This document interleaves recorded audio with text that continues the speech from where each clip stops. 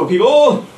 Hello! None of us are serial killers. No, completely normal folks Yes, here. you are watching the review of Mindhunter, the Netflix TV show, series, show, we don't know what to call it. I think it's a Netflix original series. Yeah, we're going to have to change. I mean, we originally called the show the movie show, but more and more are these cool shows that are drawn out over multi-episodes, which let you really get it kind of works with Netflix, though, because you can watch it all in a very short period of time, like you're watching a movie, so you can binge it. It's like an extended movie. But here's the advantage. A regular hour-and-a-half long movie has an arc that we're all so used to, and you can't really change the story much in an hour and a half. But over multiple episodes, you don't know where it's going. It can go in many different directions. I really like that feeling. And each one has their own individual arc, and so it appeals to our short attention spans that we have now. Right, so before we get into the spoilers, we want to let you know whether or not you might be interested in watching this. So what kind of shows would tell our audience that they might like this kind of show? Well, I mean, we have reviewed some other shows that I feel like are in the ballpark of this, like The Jinx, or if you like The Jinx. These sort of kind of true crime things, because even though this is a dramatized show, it's based on real life serial killers, real people and everything. So it kind of has that air of like a biopic or something like that. So if you're into that sort of stuff, the true crime thing, then this will definitely be up your alley, I think. Yeah, I guess the only thing I would warn is that it's not very mystery related. Like, you're not gonna be surrounded by all this mystery. It's more just the psychological aspect behind it. There's some mystery. There's a little bit of mystery, which definitely kept me intrigued. There are definitely some parts where it's like a pretty standard, or like it can feel like it can feel like a standard a standard crime show where it's like, oh, who did it? But that's not the basis of the show, which I really like. It does. It focuses kind of like subplots. Right. It focuses. They basically they have this working theory of the I forget what the actual theory is called or whatever, but this theory of serial killers and why people kill multiple times, or sequence killers as it was partially called, and then part of most of the show is exploring that, but then part of it is also applying that into certain situations where people will be like, oh, I got this killing, can you tell me how to solve it? And they'll be like, we have new theories. And then we get the personal lives of the FBI agents involved in their whole story. So this is our average rating of Mindhunter, so you can see if you might be intrigued to watch it. And now we're going to go into the nuts and bolts of the show, so if you haven't seen it, stop right here. We're going to do some spoilers, and then we're going to give you our individual rating of the show. So here we go. I guess one of the first things I want to talk about is Ed Kemper. He is a serial killer in real life. Old Eddie Kemper. And when I was watching the show, at first I thought, okay, well, this is completely fictionalized. But then I began to realize this is historical. This is historically accurate. Obviously, it's a story, but it's based on true events. And Ed Kemper was a real serial killer. And here is some footage of the real Ed Kemper and the actor who played him. I watch all the cop shows on TV. Do you know Joseph Wambaugh, Police Story? You ever watch that? Huge fan. Oh. I got a lot of my insights right there. Really?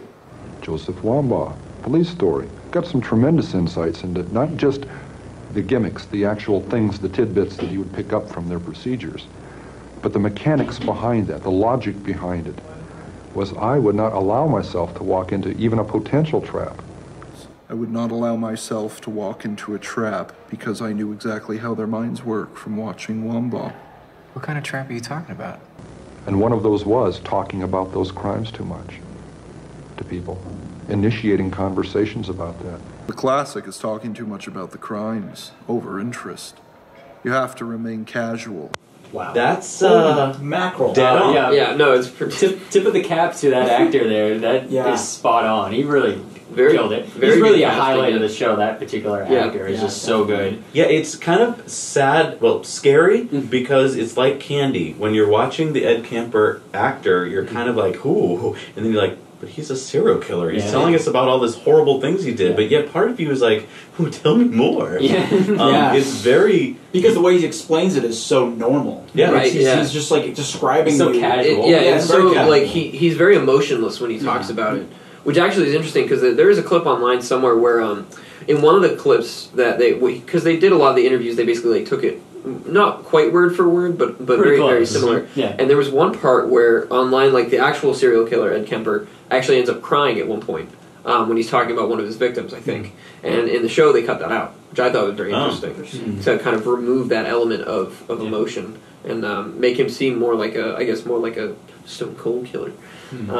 What intrigued me was that, I mean, I know there must have been other parallel things going on in the world, I hope. I hope it wasn't just these two guys who figured out how serial killers work. But if we believe this story, these two were kind of bucking the trend, and everyone else was kind of like, in the law enforcement world, was like, well, here's how you catch a serial killer. Right. And they were like, no, you got to get inside their mind. You have to think like them. And just the act of trying to think like them got a lot of people like, no, and yet, if you don't get into their mind, how are you going to predict their next murders, right? I think this is just showing, this show does a really good job of showing how going against the system, the current system of thinking, is very, very hard. Yes. And I mean, we all experience it even like today with certain things. It's just kind of like going upstream. That's what they have to do. And when it starts working, because it does start working, everyone's kind of like, wait a minute, what are they doing? They kind of turn their backs on them early on. And then they're like, hold on, this lady from Boston who's a professor is joining them. What's happening? And that's sort of where the show starts to ramp up. It's like pacing. Interesting case when they had the killing. They can't figure out who did it. It was they think these two FBI agents think that the guy who was working on the overhead power lines was very. He seems like a good candidate, so they go after him. Everyone else is like, no, it could have been him. He's just a Joe like us. He wouldn't kill anyone. And they start to work on him, basically. And the way they work on someone is to kind of excite them, right? To bring things into the room, like they brought in cheerleading outfits and things like that, to get him to go to that place. And then they bring the guilt. That was the hardest scene for me to watch, when they tried to convince him that, like, or when they were trying to basically like get him to confess, and then he was like, well, didn't she look pretty good in that? You know, didn't that 14-year-old? And I was like, I was watching this in my dorm room, and I stood up and just walked back and forth like stressfully, because I was just like, I can't believe this is happening right now. This is too much. Like, he is going too far.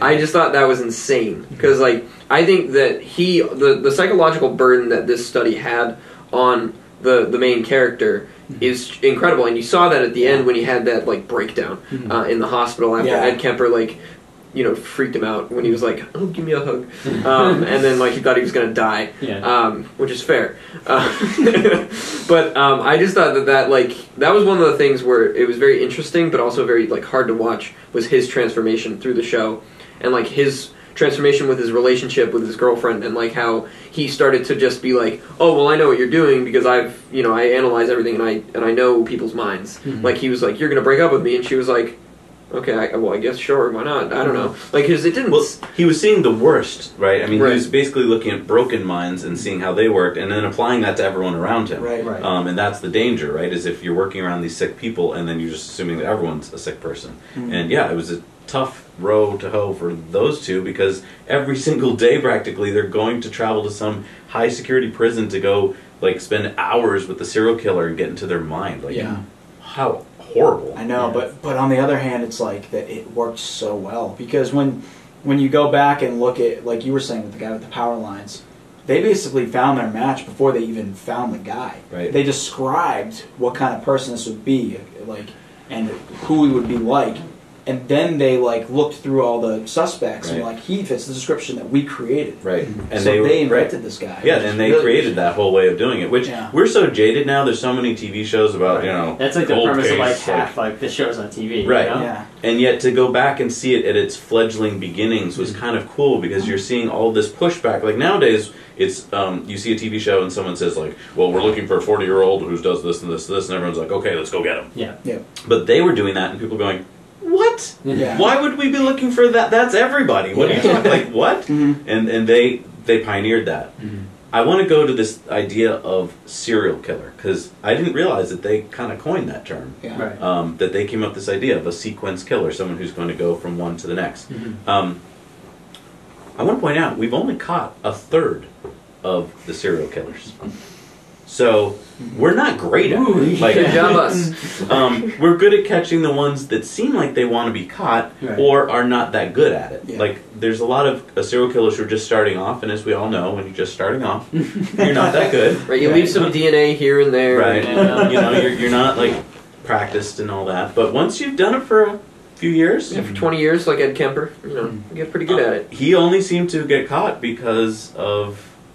It seemed like maybe he almost wanted to get caught at the end. Like, all right, I've evaded you guys for long enough, and I just like to have good meals from now on. Or like, I want the credit, Like, I feel like a lot of the serial killers are like, well, I want people to know what I did. Right. Like, I got away with it. Gotcha. Yeah, I mean, that must be amazing. Imagine that. Like, so let's not do it with killing, but let's imagine you did something really cool, like bungee jumped, and no one saw it. And then you're like, crap, all right, well, I'm going to bungee jump again. No one saw it. And after a while, you're like, well, I want someone to know about this. Right. And so you start to leave clues, right? I mean, or like these guys basically make it almost obvious what you did. Yeah. I definitely, with the bungee jumping, recommend using a camera. Right.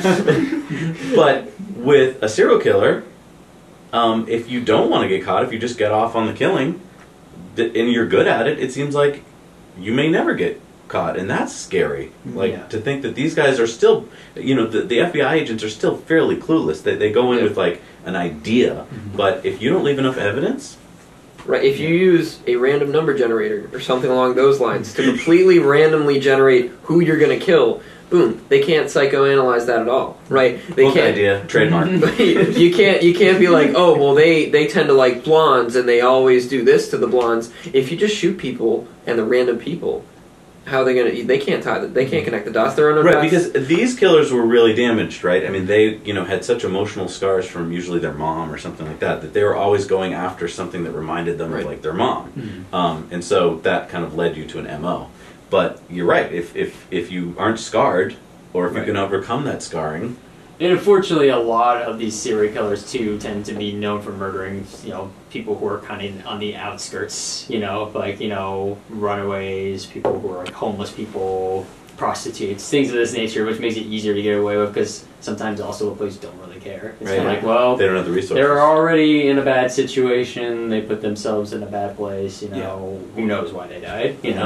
And they're like, oh, overdose, whatever. Yep, just another drifter dead. Who cares? I really like the lead character in this. What was the FBI agent's name? Holden. Oh, yeah.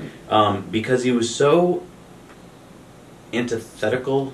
What's the word? Or he was so different than other. He's not your typical leads. leading character. No, he was effeminate, yet very masculine. Yeah. He was smart, yet willing to try new things. He was just a very interesting character, and then to add to him his partner, who's just kind of gruff FBI seasons, guy. It was a really cool combination to see, especially if you go back and think, well, this was probably true. Like this is probably, and then you get to Holden's see based off of a real person. Right? Yeah. No, they're both. They both Yeah. are, and then you get to see how it affects their families or girlfriends or whatever. So like you're getting to see that whole aspect, and then you introduce this third character, the professor from Boston, who has a completely different. She's not part of the FBI or whatever. I thought that was really cool, and then to start showing the FBI workings, how it works. They're stuck down in the basement. You're not really that important. And then they get all the grants. And don't forget about the fourth guy that adds their.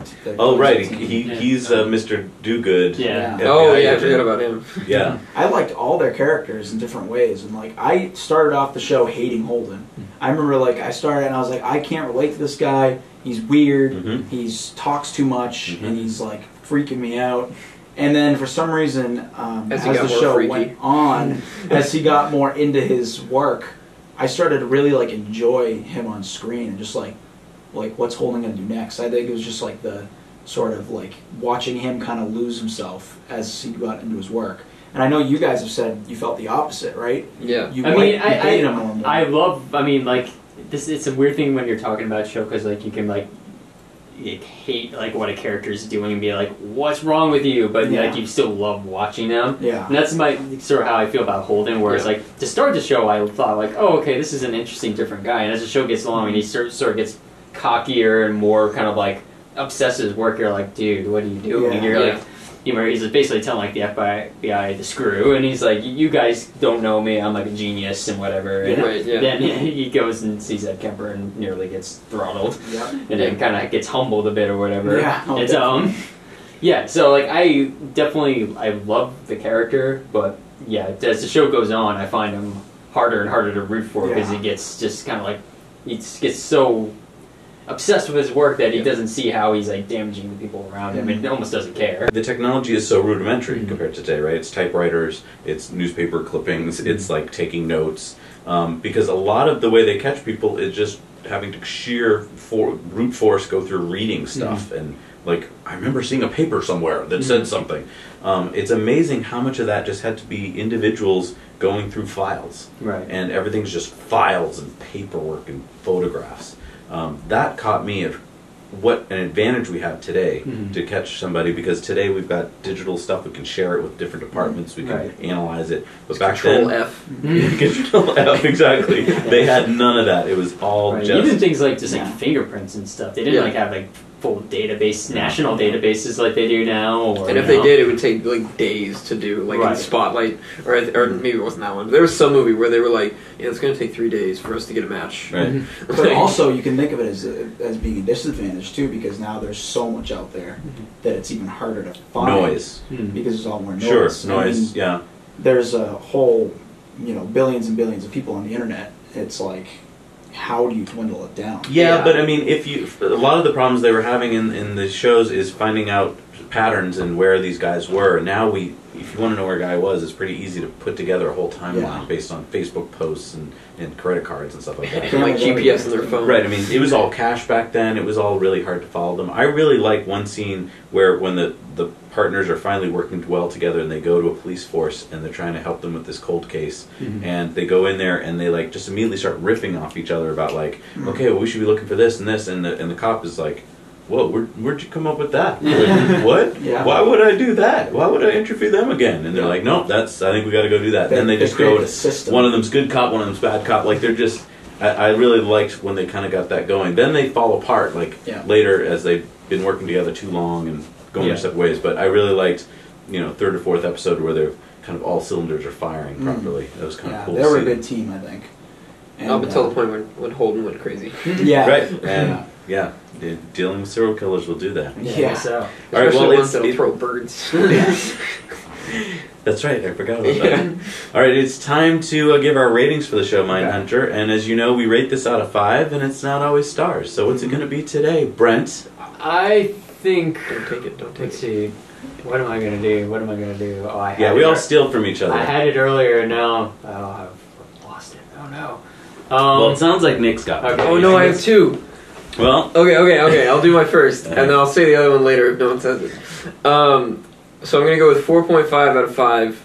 Shredded birds. Ooh, he likes it. Right. I really enjoyed this show. I had like a lot of schoolwork the week I watched it, and I did not do it.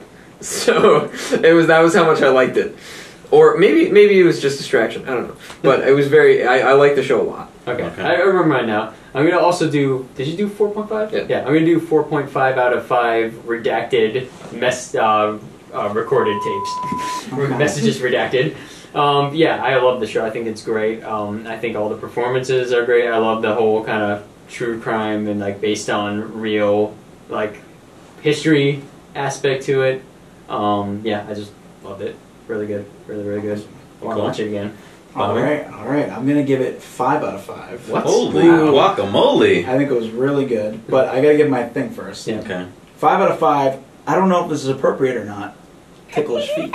Oh my god, I forgot about that. I forgot about that. I think that's kind of part of the show is that you don't know if it's whether or not it's appropriate. Right. So that's why you choose that for my review. I'm pretty confident it was not. It was not appropriate. I don't think so. It's not appropriate, but what does that mean? The guy was a serial killer, or could be a serial killer? Or was he just like an old dude who was set in his ways? I just think that he shouldn't have been around the kids. I think that he should have stopped when Holden told him to stop. That's No, he should have stopped when the parents were like, "Yo, you can't tickle my kids' feet." What? I don't think Holden. That was a great part of the show. It was. The whole questioning that you do with yourself about like, oh, I don't know how I feel. Yeah. Right. So 5 out of 5. I highly recommend Ticklish it. feet. I love that show. All right, I'm gonna go with. I'm gonna give it 4 cigarettes. All I could think of during the entire show is that they're smoking so many cigarettes everywhere. I mean, I know we don't see that as much anymore, but can you imagine having to share a room and a car with this guy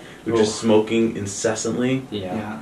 Oh, they all smoke all the time. Yeah, I thought it was a very solid show. I just love where Netflix is going. I love that they're throwing money at almost anything and seeing what'll stick, because obviously this stuck.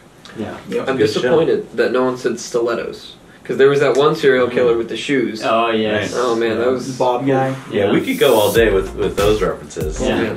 Put your favorite reference down in the comments below. Thank you so much for watching, everybody. Now you know.